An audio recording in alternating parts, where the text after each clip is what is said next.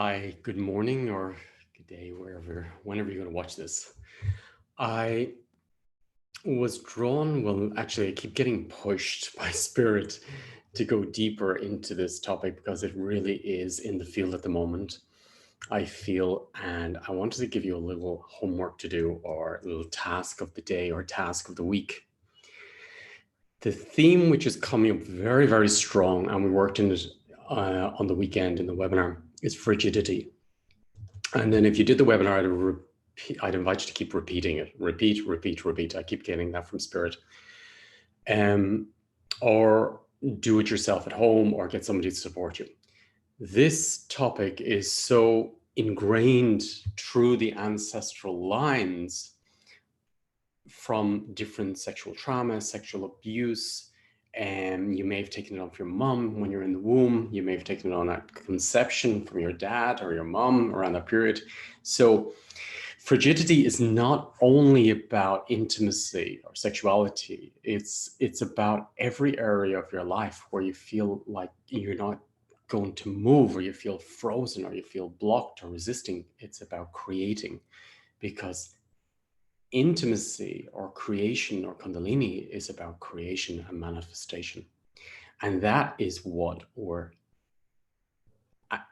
that's where we're at in the world at the moment, is creating new systems.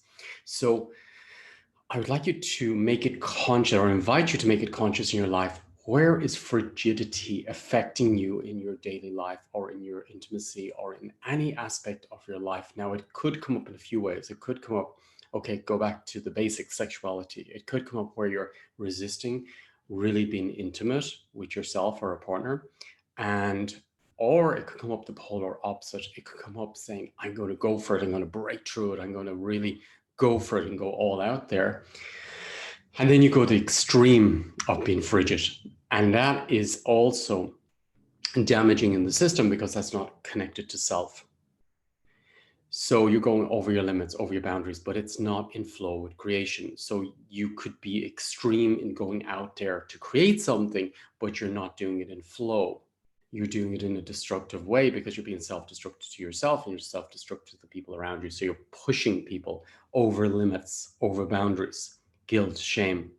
So frigidity is really, really active, I feel, in the moment. And it will prevent you from financial flow, creating new jobs, creating new systems. So the first thing to do would be really, I would invite you to write down in your lives where you feel frigidity is in your system. Now, it can be very subtle. It doesn't mean around intimacy only. It can be in every area of your life. It could be around finances. It could be around your relationship. It could be around your health. It could be around creating new systems. It could be going out to have some fun with some friends. It could be about going on a vacation. It could be about your health.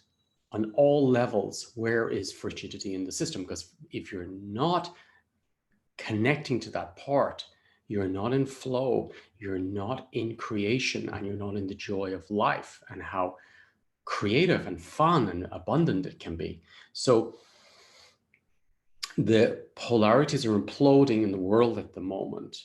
And this is really, really important topic to go in again and again and again and again and again. Go in many times. I invite you to make it your week or 2-week theme. And I guarantee you, you will change your life when you clear frigidity from your system. So it's to untangle from your parents' frigidity first, and then your own frigidity, and bring it up, bring it up, bring it up, bring it up to the conscious levels. So, for example, if you've worked on it or if you've done it in the webinar, make it conscious, and then go in again. Where else has it come up in my life? Where else is it running in my system? Because your spirit wants you to become conscious of the programming. When you become conscious of the programming, you start already separating from it. When you start separating it from it, you can observe it, and then you can have a new choice. And that's really where the miracles start. That's where the change in your life really happens. And that's where you really go into flow in the system. So challenge of the week, or the next 2 weeks, where is frigidity in your system? And go in again, and go in again, and go in again. And don't worry if you feel topics coming up, or if you feel heavy, or you feel you don't feel great after it. It's okay. You're diving straight into your core systems. This is a core topic which will work through your entire system, and it works through your voice for you to get speaking, feeling, connecting, loving, being intimate, creating, and connecting to your creator and Mother Earth.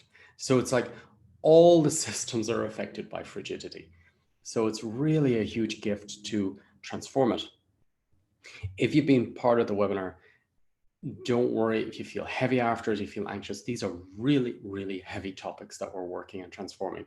And it works really deep. So it really goes deep into it. And as deep as you go in, that's as much space as your spirit's going to have to drop into the system.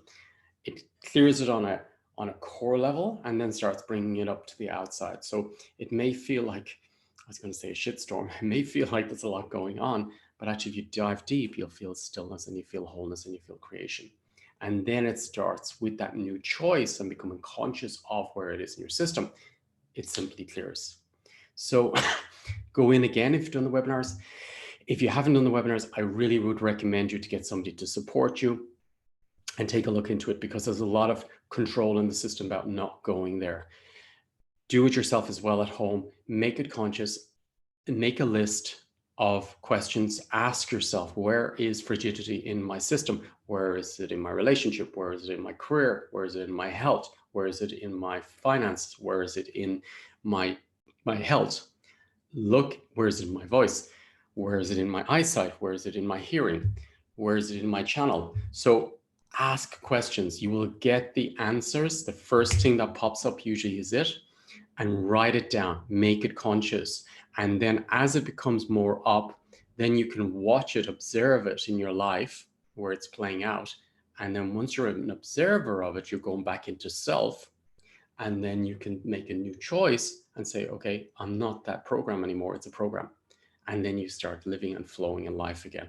I keep getting the vision as I'm talking that you're going back into, it's like rafting, that you're simply flowing through life, and life flows through you. So with frigidity, you're blocking life flowing through to you and from you.